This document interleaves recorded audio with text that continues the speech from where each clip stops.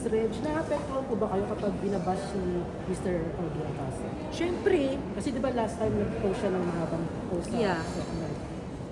Actually, bago niya yung pinost, pinabasa muna niya yun sa akin. Naiinis ako pagka yung sinasabi niya yun sa sarili niya na never naman ako sumikat, never naman. Sabi ko, what are you talking about? Bakit siya naging ganun? Kasi ganun siya. Sometimes he But thinks that way. he's the songwriter. He is the Ogie. I don't understand where that is coming from. But he's human. He's human being, and as we get older, we get more insecure.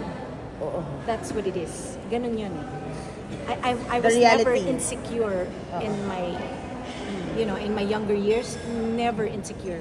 But now I'm so insecure with everything. Because that's the way it is. Kaya kayong mga bata, try nyo wag muna ma-insecure habang bata kayo. Kasi pag tumanda kayo, oh my gosh, yung mga hindi mo nararamdaman before, nararamdaman mo na ngayon. So, Talaga? I don't like it when he said, yung minamaliit niya yung sarili niya. Oh, yung maliit na nga siya. Grabe ka naman. Roasting pala ito. May roasting pala. Ayoko yung minamaliit niya yung sarili niya. Yung bang pinapaliit niya yung mga accomplishments niya. Sabi ko, what are you Grabe talking yun. about? Kasi ako sa akin parang ang laki-laki lahat nun. Being able to write songs like Kailangan Kita, Kailangan Ko Ikaw, Pangako. Ang dami niyang na-achieve as a songwriter and as a singer. Ang dami niyang hit songs. Oo. Mas marami pelikula nun sa akin Oo naman. Yes, opo. Ano naman ang po. Pero, I mean, powerhouse couple kayo. It's just bizarre. But thank you for being so casual about it. But that's the reality. What's your check-in balance? Check and balance. Yung parang yung tinuturo yung sarili nyo na, tekla, ano sinasabi mo? Ito sabi mo. We try to uplift each other. When one is down, the other one will try to. Dapat ganun naman ang role mo to each other. Kasi hindi lang kayo married couple, you're partners kayo in life.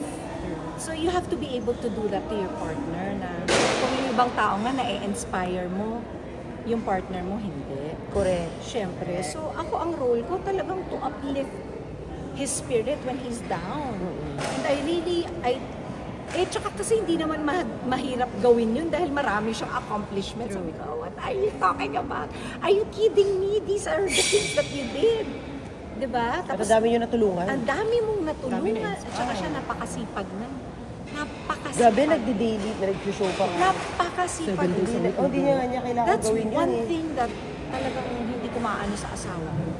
Doon ka ng sipag talaga. Kasi ako, feeling ko tamad na nga ako. Siya ang sipag talaga. Hindi ayaw niya yung wala siyang ginagawa. He's really masipag and so passionate with his music and the songs that he creates. He's very passionate. I love it. I love it. Thank you so much, Ms. Reg. Thank you, Ms.